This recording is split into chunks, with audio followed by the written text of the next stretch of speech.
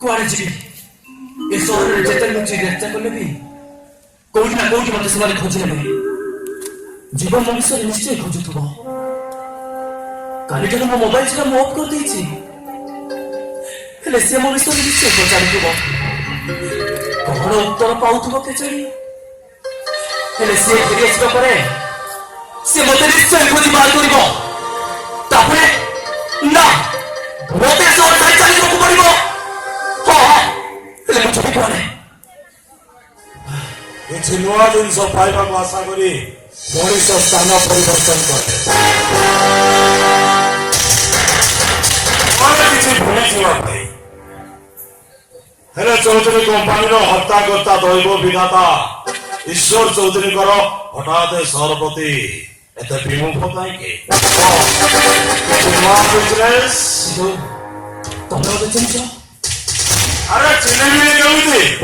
ଆରେ ତମ ଭଳି ଅର୍ଥପତି ଲୋକଙ୍କୁ ନ ଚିହ୍ନିଲେ ଆମର ପେଟ ପଡିବ କେମିତି? ତମେ କିଏ? ମୁଁ ତ କେବେ ତମକୁ ଆଗରୁ ଏ ସହରରେ ଦେଖିନି। ସେଥିପାଇଁ ଉପରବାଲାକୁ ଧନ୍ୟବାଦ ଦିଅ, କାରଣ ତମ ଭଳି ଅର୍ଥପତି ଲୋକଙ୍କ ସହିତ ବେଳେ ବେଳେ ଆମର ଦେଖାଟା ଶେଷ ଦେଖା ହେଇଯାଏ। ତମେ କହୁଛ ମୁଁ ଟିକେ ବୁଝିପାରୁନି। ବୁଝିବା ପାଇଁ ମଧ୍ୟ ମୋ ପାଖରେ ସମୟ ନାହିଁ।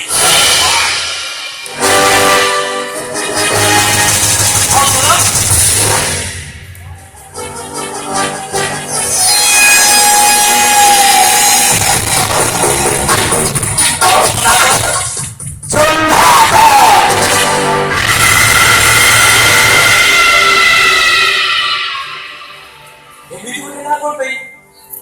କିଏ ଦେଇଛି ତମକୁ ଏଭଳି ନା? ମୁଁ ନିଜେ ଦେଇଛି। କାହିଁ ତମ ବାପା ମା ଚିହ୍ନିନି କି ଜାଣିନି, ଯାର ସନ୍ତାନଟିଏ ମୁଁ ଡଷ୍ଟବିନ୍ ଉଦ୍ଧାର କରି ଗୋଟେ ରିକ୍ସା ବାଲା ମତେ ପାଳି ପୋଛି ମଣିଷ କରିଥିଲା। ପାଠ ପଢିବା ପାଇଁ ସ୍କୁଲ ମଧ୍ୟ ପଠେଇଥିଲା। ପାଠ ପଢା ସରିନି, ସେ ରିକ୍ସା ବାଲାଟା ମରିଗଲା। ଆଉ ଅଭାବ ଅନାଟନ ମୋ ପାଠ ପଢାରେ ପୂର୍ଣ୍ଣ ଛେଦ ପକେଇଦେଲା। ମାଟି ଖାଇ କେତେ ଦିନ ଚଳିଥାନ୍ତି? କ୍ରମଶଃ ଜିତେନ୍ଦ୍ର ନାଟକୁ ମୁଁ ଜହ୍ଲାଦ କରିଦେଲି। ଏତେ ସୁନ୍ଦର ନା ଥାଉ ଥାଉ ଏମିତି ଏକ ବିବସ୍ତନାକୁ ତମେ ଚୁଜ୍ କଲ କାହିଁକି? ଆରେ କର୍ମଚାର କଂସାଇ ଯାହାର ବେକାର, ତାର ଏମିତି ଗୋଟେ ନା ଫେରିଲା ଭୋଗ। ହଁ, ତମେ କୋଉ କାମ କର? ତାକୁ ତମେ ବିବସ୍ତ ବୋଲି କହୁଛ? ମର୍ଡର ନେଇ ମର୍ଡର କରେ। ଏ ଭଗବାନ! ଭଗବାନଙ୍କୁ କାହିଁକି ଡାକୁଛ? ଆରେ ତମେ ତ ଭଗବାନଙ୍କ ଅନ୍ୟ ଏକ ନାମ ଈଶ୍ୱର। ଆରେ ନିଜ ନାଁର ମୁଣ୍ଡ ଯଦି ନିଜ ପାଖରେ ନାହିଁ, ତାହେଲେ ବଞ୍ଚିକିରି କି ଲାଭ? ବଞ୍ଚିବାକୁ ବି ମୋର ଟିକେ ବି ଲୋଭ ନାହିଁ ବାବୁ। ମାନେ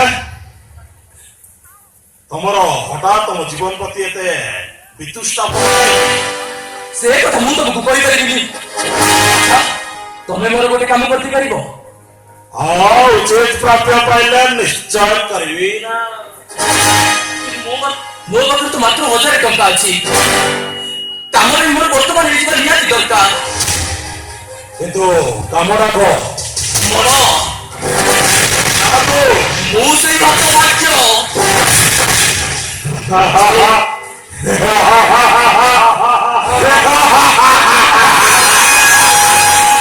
ସେ ନିଜର ମର୍ଡର ପାଇଁ ତମକୁ ଅର୍ଡର ମାଗୁଛି। କଣ କହିଲ?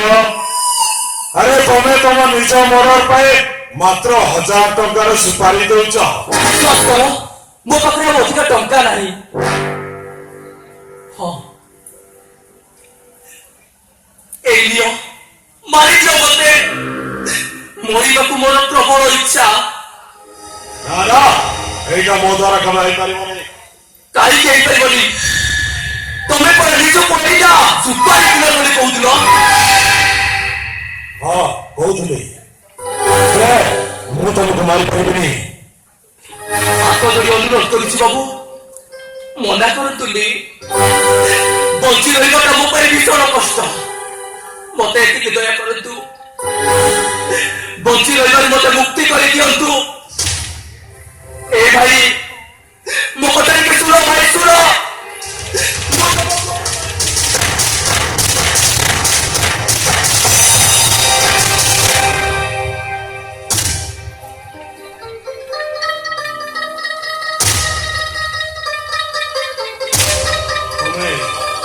ତମେ ମରିବାକୁ ଚାହୁଁଛ?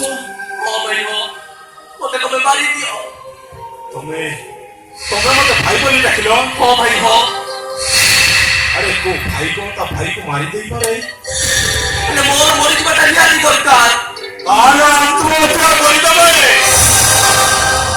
ଶଳା ତତେ ମାରି ମୁଁ ମୋ ହାତଟାକୁ ଅଳିଆ କରିବାକୁ ଚାହେଁ ନା। ଶଳା ପୁଣି 1000 ଟଙ୍କାର ସୁପାରି। ଶଳା କେତେ ମଦ ପିଇଥିଲେ ନିଶାଟା ଏକାଥରେ ଚଢିଗଲା।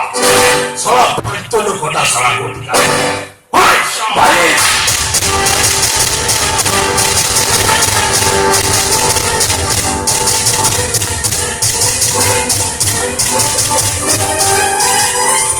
ତମେ ଠିକ କଥା ଭାଇ, ତମେ ସିନା ମଦ ନିଶା ପିଇ ଭୁଲିଯିବ, ହେଲେ ମୋ ମନରେ ଯୋଉ ମରିବା ନିଶାଟା ଧରିଛି ମୁଁ ତାକୁ କେମିତି ଭୁଲେଇ ପାରିବି? ନିଶା ପିଇଦେବି ନା କୋଉ ଗଛ ମୂଳେ ନା ଟ୍ରେନ ଆଗରେ? ହଁ, ମୁଁ ଏଇ ଟ୍ରେନ ଆଗରେ ଜୀବନ ଦେଇଦେବି, ଏଇ ଟ୍ରେନ ଆଗରେ ଜୀବନ ଦେଇଦେବି।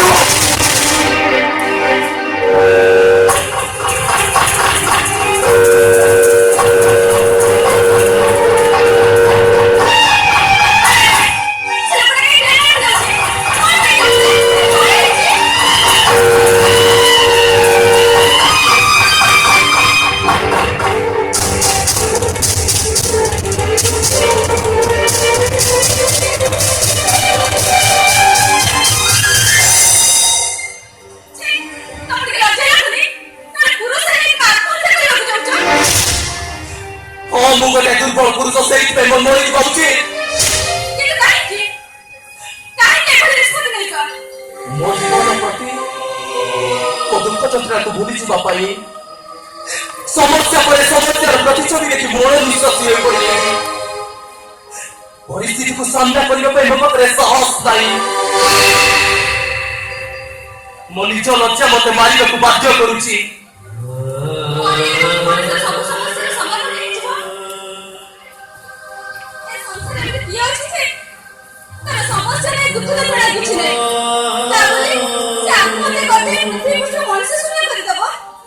ଅନ୍ୟମାନଙ୍କ କଥା ହୁଏତ କିଛି ଅଲଗା ଥାଇପାରେ,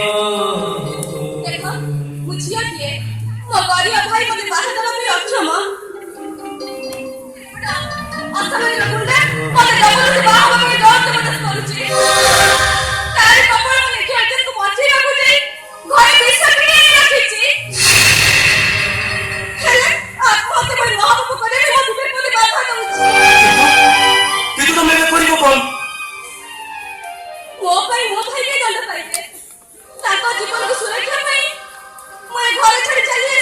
କିନ୍ତୁ ତମେ ଯିବ କୁଆଡ଼େ? ମୋର ଏ ଦୁନିଆରେ କେହି ନାହାନ୍ତି ଯୋଉମାନେ ଆଜି ପର୍ଯ୍ୟନ୍ତ ତାଙ୍କ ପରିଚୟରେ ମତେ ପରିଚିତ କରି ଆସୁଥିଲେ।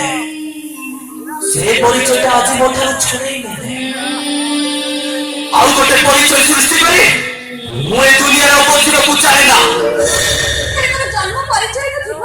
ନା, ମୁଁ ଗୋଟେ ରାସ୍ତା କଡ଼ାର ଅନାଥ।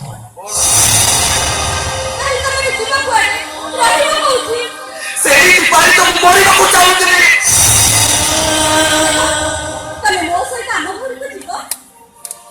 କିନ୍ତୁ ତମେ ତ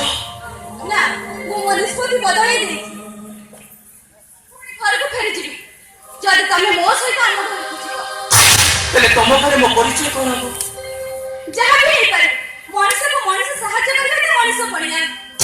ହେଲେ ଯଦି ସେ ଧର୍ମ ତମକୁ ବଦନାମ ମୁକୁଟ ପିନ୍ଧାଏ,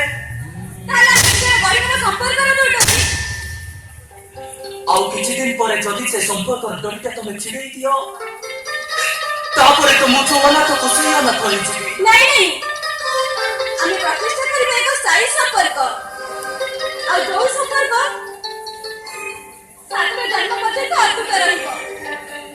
ମାନେ କୋଉ ସମ୍ପର୍କ କଥା କହୁଛ ତମେ? ତମେ ମତେ ବିବାହ କରିପାରିବ? ତମେ ବି କହୁଛ? ମୁଁ ତମକୁ ବାହା ହେବାକୁ ଚାହେଁ। ଏଇ ଶୁଣ, ଦେଖ, ମୋ ନାଁ ଲଗ୍ନା। এই লগ্নার শুভ লগ্নটি তম হাତରେ। কুহ, রাজি? କେମିତି ରାଜି ହେଇଯିବି?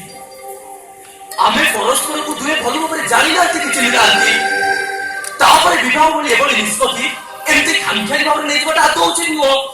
ପରସ୍ପରକୁ ଜାଣିବା ପାଇଁ ବର୍ଷ ବର୍ଷ ଦିନ ଦିନ ଭଳି ଲାଗିବ। କିନ୍ତୁ ତମେ ଗୋଟେ ଝିଅ ହେଇ ଝିଅ ଅଛି ଯଦି ମୁଁ ନିଷ୍ପତ୍ତି ନେଇପାରୁଛି ତାହେଲେ ପୁଅ ହେଇପାରିବନି କାହିଁକି? ପଛେଇ ଯାଉଛି ଏଇଥିପାଇଁ ଯେ ବିବାହ କରିବାର ମାନସିକତା ମନ ଭିତରେ ନାହିଁ। କିନ୍ତୁ କାହିଁକି ନାହିଁ? କାହିଁକି ନା ମୁଁ ଚାହେଁ ନା ମୋ ଦେହରେ ପ୍ରଭାବିତ ହେଉଥିବା କଳୁଷିତ ରକ୍ତକୁ ଆଉ ଗୋଟେ ରକ୍ତ ସୃଷ୍ଟି ହଉ। ମୁଁ ଚାହେଁ ନା ମୋ ଭଳି ଦୂଷିତ ରକ୍ତରୁ ଆଉ ଗୋଟେ ସନ୍ତାନ ସୃଷ୍ଟି ହଉ। ଦେଖ ତମ ନିଷ୍ପତ୍ତିରେ ମୁଁ ବଦଳାଇ ଦେଇପାରିବି କିନ୍ତୁ ତମର ପୁଣି ସ୍ୱାମୀ ସୁଖ ଦରକାର କି ନାହିଁ? ମାତୃତ୍ୱ ବିନା ବିବାହର କି ମୂଲ୍ୟ ଥାଏ? ଅବଶ୍ୟ ସେଟା ସମାଜ ପାଇଁ ଆଉ ନିଜ ଜୀବନର ସୁରକ୍ଷା ପାଇଁ। ହେଲେ ତମେ ଜଣେ ପୁରୁଷ ହେଇ ପୁରୁଷ ତ ନାରୀ ଠାରୁ ଚାହୁଁନ ଆମର ଗୌରବ ତମେ ବଳି ଦେଇ ପାରୁଛ ତାହେଲେ ମୁଁ ପାରିବିନି କାହିଁକି? ତାହେଲେ ଏମିତି ବିବାହର ମାନେ କଣ?